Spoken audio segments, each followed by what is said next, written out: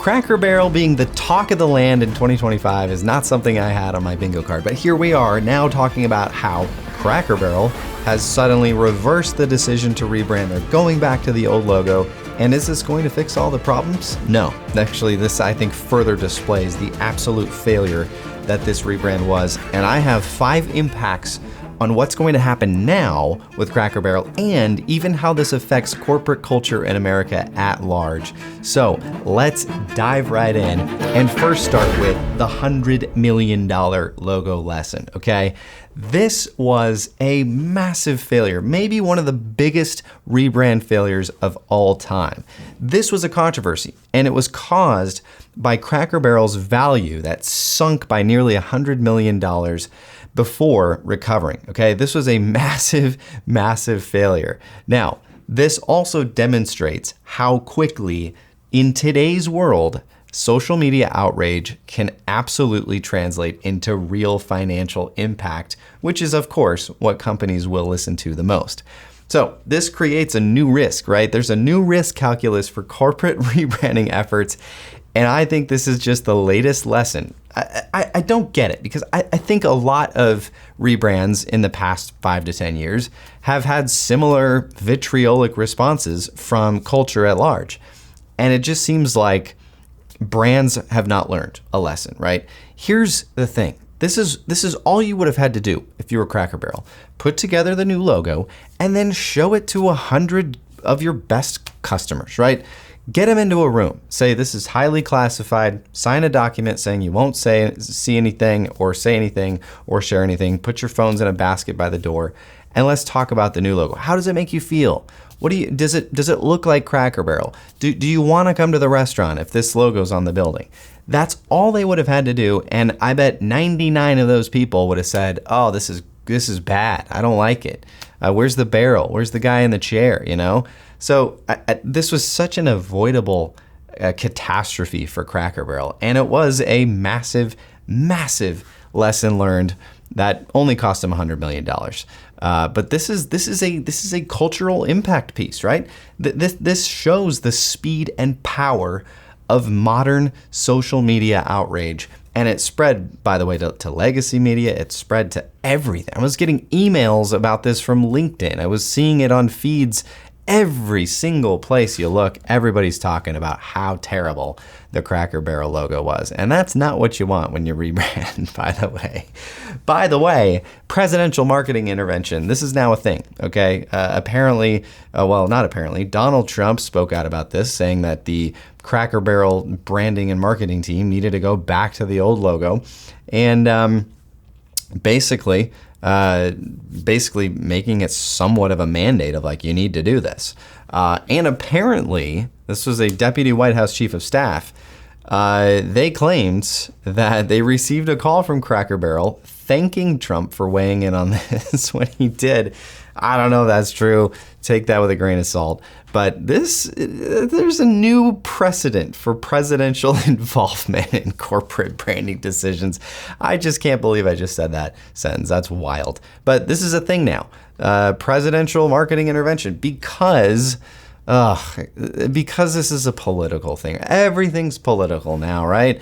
Every single thing is political. There's this rise of logo nationalism, and brand identity has now become a political battleground. It pains me to say that. I don't think it should be that way, but that's how it is.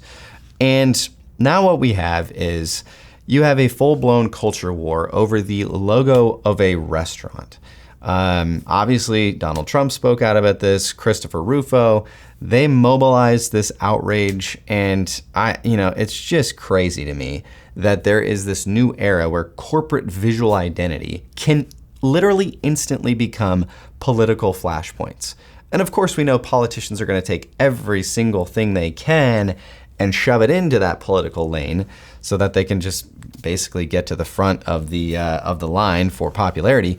But this is now a point where traditional American brands, they will face scrutiny for every single thing. It's not really about the product anymore. It's not really about going to the restaurant and paying for pancakes or bacon and eggs. No, it's about culture and politics. Ugh, this is so lame. And it didn't have to be that way, right? Cracker Barrel didn't need to get into this war, but they made poor decisions, and now they're facing incredible backlash, okay? And by the way, I think there is a little bit of this heritage hostage effect, right? Legacy brands, they might feel this. They might feel trapped by their history a little bit. A lot of experts have claimed that Cracker Barrel failed to account for people's emotional investment in the brand. I think that's absolutely true because they took all of the emotion out of the brand. And again, if you had just put this in front of 100 loyal Cracker Barrel customers, they would have told you this is a bad idea. And then, behind closed doors, you're saying, all right, we're not going to do that. That was a bad idea. We need to go back to the drawing board on this if we really feel like we need to rebrand. Or maybe they tell you, don't get rid of the logo. We love the logo. It's great. We see it, driving down the road, and instantly we can start to taste the bacon and eggs. All that stuff could have been easily avoided. But I get it. Like, you probably wanted this to be a full-on surprise. Nobody knew about it, and you hit it on social media, and it just goes wild. What did they think was going to? What did they expect was going to happen here? You drop this new logo, and everybody's like, "Oh wow, Cracker Barrel! Wow, it's so modern, it's so clean. Well done, Cracker Barrel." I think anybody would have told you that this would have been a bad idea. So this kind of does create this paradox now for aging brands. They need to modernize in some ways to stay relevant, but also any change is probably going to alienate their core base. And now more than ever, with the outrage over Cracker Barrel, this is going to make other legacy brands think twice or three or four times before they try to get out of that historical brand that they've built, right? The retreat as well, Cracker Barrel's retreat back to their old logo, I think it shows, it's probably a two-pronged fork, if you will. One prong is, okay, that they're humble enough to admit they made a mistake and they're going to go back. But also the other one is like, you've already damaged your brand. There's really no going back from that. You made this bad decision.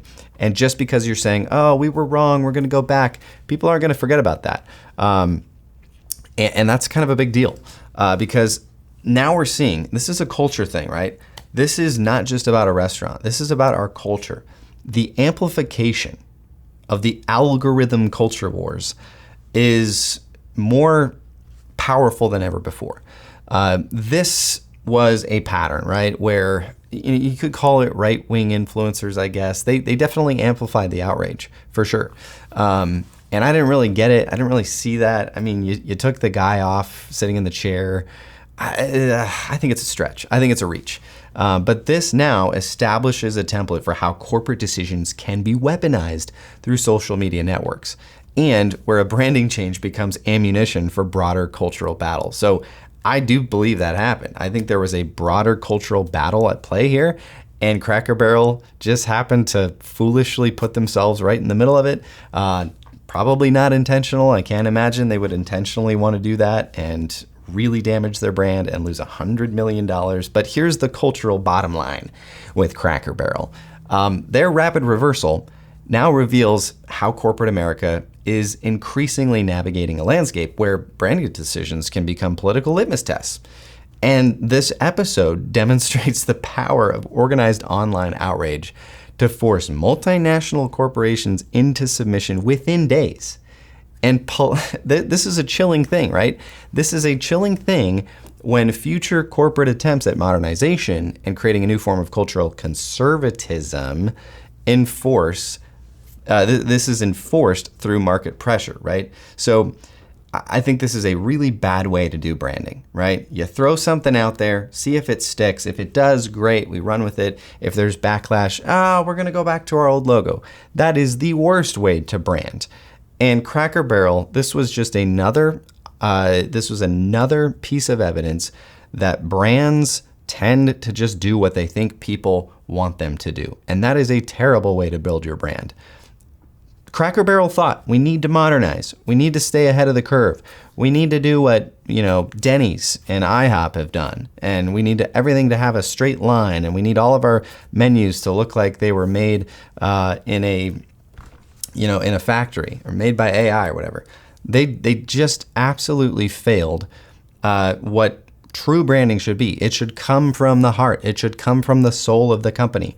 And they clearly didn't do that, because everybody, and I mean everybody, even me, I don't go to Cracker Barrel. I've been to Cracker Barrel like once or twice in my life. I knew this was a bad idea.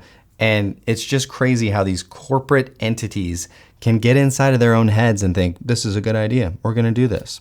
So I think there is tons and tons of culture learning points from this massive fallout from Cracker Barrel recanting just days later after this big, imagine just the excitement of like, oh, we've been working on this for 6 months and we got the big launch on Monday or Thursday or whenever it was.